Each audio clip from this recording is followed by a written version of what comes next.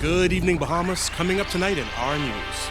The Prime Minister and the former Youth, Sports and Culture Minister weigh in on that damning NSA audit. The meeting between the union and water and sewage management to be continued on Wednesday.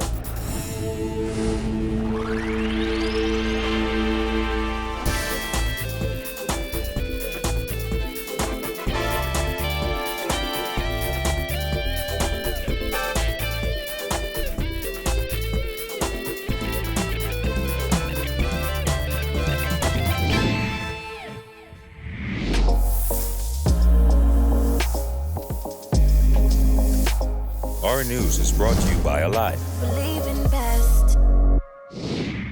Welcome to our news and thanks for joining us. I'm Jared Higgs. Topping news tonight, police are now probing that damning National Sports Authority audit that highlighted questionable spending and a non-transparent contract issuing process. Prime Minister Dr. Hubert Minnis revealing today that he has forwarded the audit to the authorities. His announcement of the probe comes days after former Youth, Sports and Culture Minister Danny Johnson gave a passionate and profanity-laced defense, insisting those who blame him are trying to cover their hip. Jasmine Brown reports. The Prime Minister made the comments on the sidelines of an IDB signing as he revealed his administration is taking that audit seriously. I would have spoken to the Commissioner of Police, I would have spoken to the Attorney General, and I would have spoken to the Auditor General.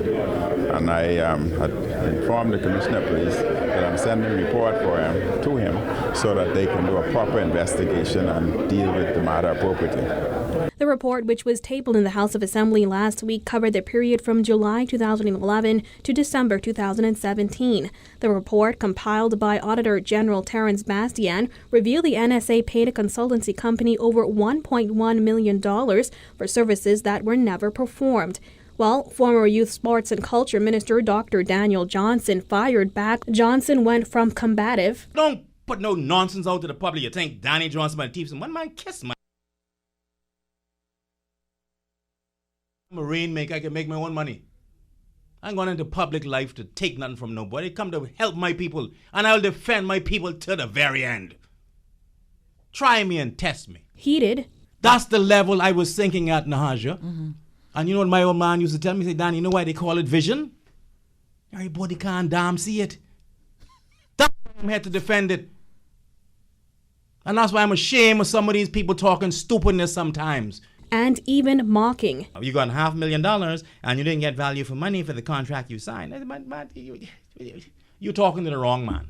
The former minister defended himself and the NSA under his tenure, as he even accused the auditors of doing a poor job. Every penny can be accounted for. Every penny, so his can be assessment accounted for. Never having any deliverables. All of the deliverables will never fulfill. That you say without any equivocation, without any stalling, that is an inaccuracy in his statement. You're way off. No, you're off with that. Johnson insisted all the necessary paperwork was available to account for the authority's spending and asserted he is no thief. You ain't got to get used to black dudes like me making money of our own. You used to white fellas making their own money. Mm-hmm. But you're not still scared of like me having my own.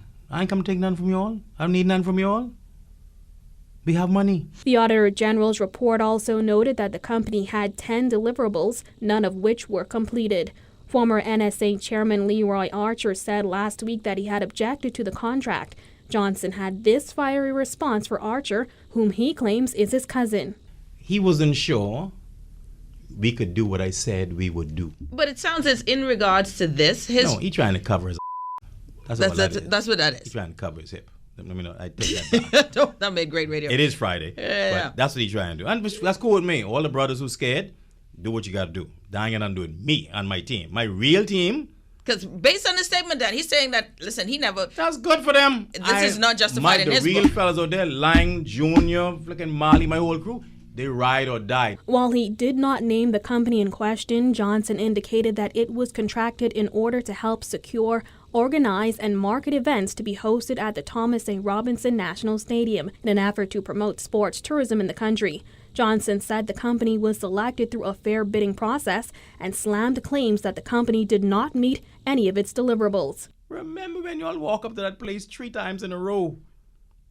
There are more white people in Oaksfield than ever before in your history. And leave there on the next day, the Tribune, front page, your front page, everyone proud to be Bahamian. That's not deliverable, man. And according to Johnson, the bottom line is the Bahamas was able to host world-class events, including the IAAF World Relays, Carifta, FIFA matches, and Division I football tournaments. He said that's more than enough evidence that they delivered. Is anything too good for a freaking young Bahamian, man? Is anything too good for us? You give it to other people, but you don't want to give it to us. Well, God damn it, for my people, and I'll do it again. Reporting for our news, I'm Jasmine Brown. Thanks, Jasmine. Well, the Prime Minister pledging to consider all views presented during the consultation period of the draft Nationality, Immigration and Asylum Bill 2018. The bill, which was released to the public in February, proposes sweeping changes to the country's immigration laws in an attempt to fix the long-standing problem of statelessness and the rights of Bahamians to pass on their citizenship. I think it's essential that we send the draft to get each citizen's input, organizations' input, so that we can have a comprehensive draft, comprehensive legislation moving forward, so that we can deal with the issues with citizens, residents, etc.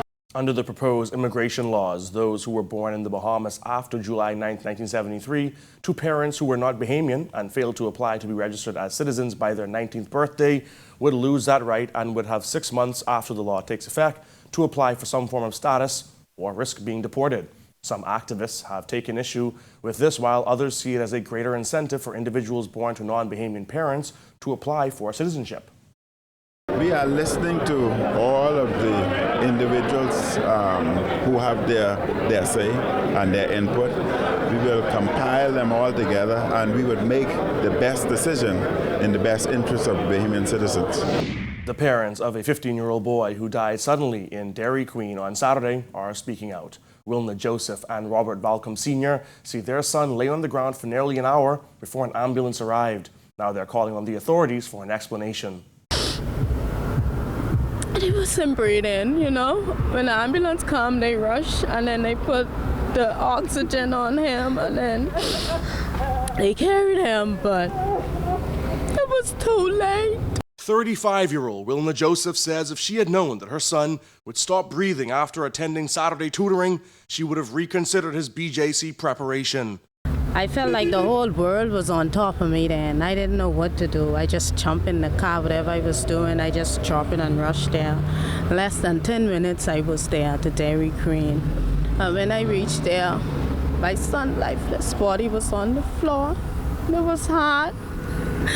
So heartbroken to see him just laying there and then they just bumping him to try and get him to breathe. Joseph identified her son as 15-year-old Robert Balcom Jr., a 9th grade student at SC McPherson. According to a police statement, officers responded to a shopping plaza on Carmichael Road when they received word that a 15-year-old juvenile male collapsed. The press release added that Balcom Jr. was transported to hospital where he died. The time limit was 20 minutes when a person had stopped. And it was like an hour, more than an hour before. I could have sent an ambulance because there was none available at the moment. I mean, that's ridiculous. If I knew that day, I'd let him stay home. Balcom Jr.'s father, Robert Balcom Sr., says his son's death marks the second child he has lost. 5 years ago, the 42-year-old's 12-year-old daughter died due to complications from a back surgery. I feel like I'm dreaming, but no one want to wake me up. I just need to wake up. And nobody feel like they want to wake me up. It's like, to me, it's a dream. It's 3 days now, I haven't eaten nothing. Family and friends of Balcom Jr., affectionately called RJ, describe him as a fun-loving, intelligent boy. His mother says he held down a job as a packing boy and enjoyed working with computers. Both parents say they are baffled by their son's death, insisting that the 15-year-old didn't have any health issues that they knew about.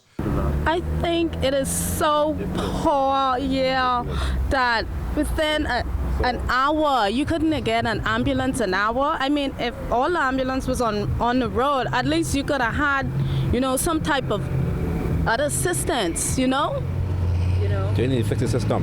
I need to fix. That's too many people losing their life for stuff that could be avoided. That's a whole life going on that could be avoided. RJ's parents say an autopsy has to be performed to determine his exact cause of death. Despite their frustration at the lack of support they receive from the country's emergency health services, they extended their gratitude to those who helped during Saturday's fatal emergency.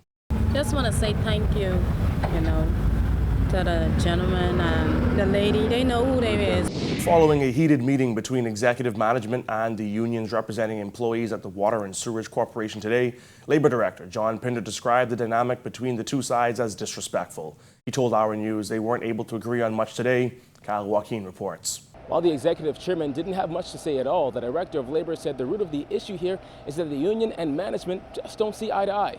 Let me say, I do not like the relationship between the union and management at this time. It's not a good relationship. To be continued. Following a tense meeting between executive management at the Water and Sewage Corporation and union leaders, Labor Director John Pinder said they reached middle ground on two issues, but there is much left to be resolved come Wednesday. According to Pinder, things got heated at times. He described the relationship between the two sides as disrespectful. And I have pleaded and begged and asked all the union leaders, both union leaders, to please strengthen your relationship. The level of disrespect, I feel as though they have to still recognize the fact that even though they're unions, it's important to have a good working relationship. Just last week, union members walked off the job in protest, calling for the corporation's executive chairman to be dismissed after an employee was placed on suspension. It only compounded the tension between Adrian Gibson and union leader Dwayne Woods, who lost his $60K salary. Pinder said among the things addressed were the suspension of 2 employees and union leaders' theory that Water and Sewage's headquarters has been bugged. And they had asked for the corporation to cause the police to come in and do a sweep, which the corporation has agreed to.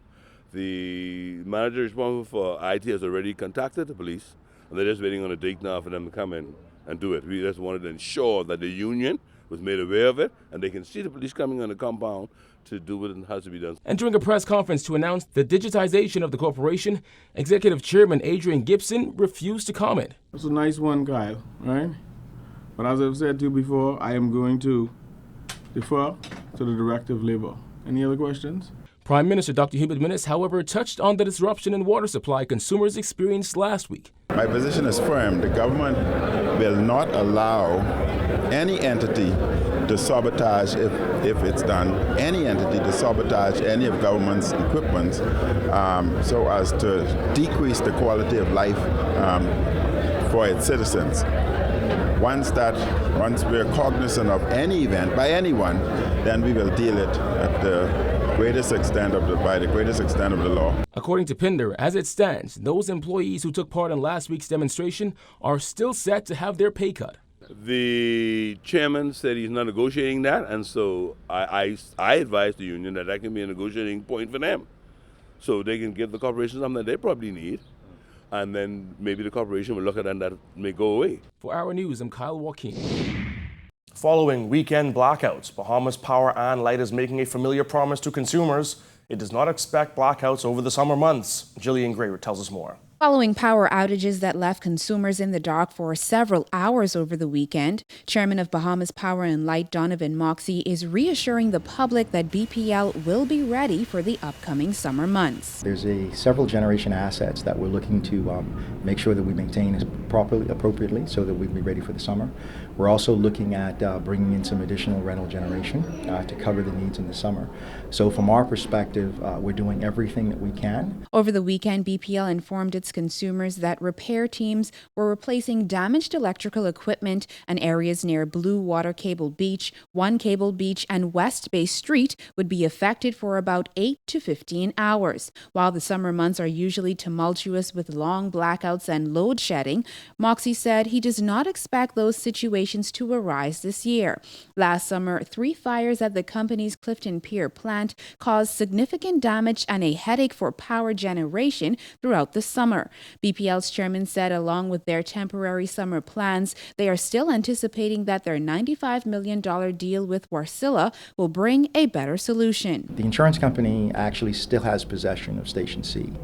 And so one of the things you would have seen several weeks ago, BPL announced the creation of a 130 megawatt power plant.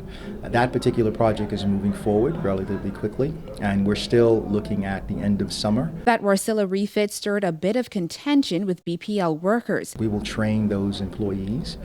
We will put in certifications, and as we've said to employees as a board, we're challenging everybody to step up to the plate and build new skills. Reporting for Our News, I'm Jillian Gray. Still to come on Our News, a wanted man appears in court. Plus, the Prime Minister doubles down on his free tuition promise. Stay tuned.